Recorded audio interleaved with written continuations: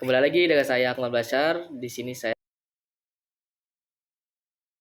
akan membahas mengenai CRP atau Capacity Requirement Planning serta input, proses, dan output yang dihasilkannya. Untuk pengertian CRP sendiri merupakan suatu proses perencanaan yang digunakan oleh perusahaan untuk menentukan kapasitas yang diperlukan dalam memenuhi kebutuhan produksi yang diinginkan. Untuk input CRP sendiri meliputi data rencana produksi, data rencana kapasitas produksi, ada data plan order release dari MRP atau material requirement planning, dan yang terakhir adalah data master schedule. Kemudian proses dari CRP sendiri, yang pertama itu adalah menganalisis permintaan, yang kedua itu mengestimasi kapasitas yang diperlukan, yang ketiga itu mengevaluasi kapasitas yang ada, dan yang terakhir itu ada mengidentifikasi kekurangan kapasitas. Dan untuk output dari CRP sendiri, pertama itu ada jadwal kapasitas atau kapasitas schedule, yang kedua itu rekomendasi perbaikan, dan yang ketiga itu informasi perubahan jadwal produksi. Sekian dari saya, terima kasih. Saya akan menjelaskan mengenai tujuan dari CRV atau Capacity Requirement Planning adalah untuk memastikan bahwa perusahaan memiliki kapasitas produksi yang cukup untuk memenuhi permintaan pelanggan dengan efisien. Lalu sini saya akan menjelaskan mengenai hubungan CRV dan MRP, yaitu MRP akan menentukan berapa banyak bahan yang dibutuhkan untuk diproduksi, dan CRV akan memastikan bahwa kapasitas produksi yang tersedia memadai untuk memenuhi kebutuhan tersebut. Jadi CRP bergantung pada hasil dari perhitungan dari MRP. Sekian dari saya, dilanjutkan oleh rekan saya. Terima kasih Rifki atas penjelasannya. Di sini saya akan menjelaskan mengenai tahapan dari CRP.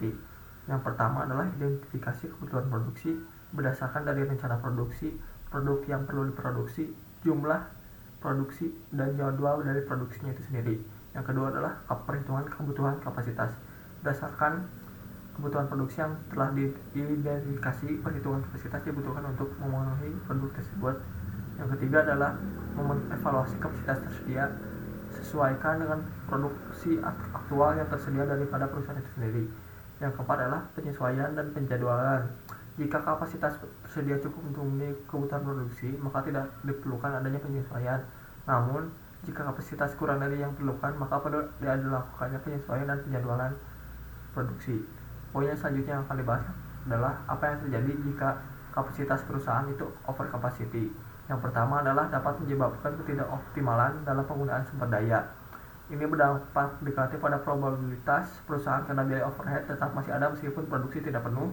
Yang selanjutnya adalah terlalu banyak over capacity dapat mengakibatkan pemborosan sumber daya dan penurunnya efisiensi produksi. Sekian yang dapat saya jelaskan, selanjutnya akan dilanjutkan oleh rekan saya. Terima kasih. Kelebihan kapasitas produksi adalah kondisi di mana kapasitas produksi tidak dimanfaatkan sepenuhnya untuk mencapai skala efisien minimum. Kelebihan kapasitas dapat muncul ketika permintaan bersifat musiman. Kelebihan kapasitas juga dapat muncul ketika permintaan pelanggan menurun.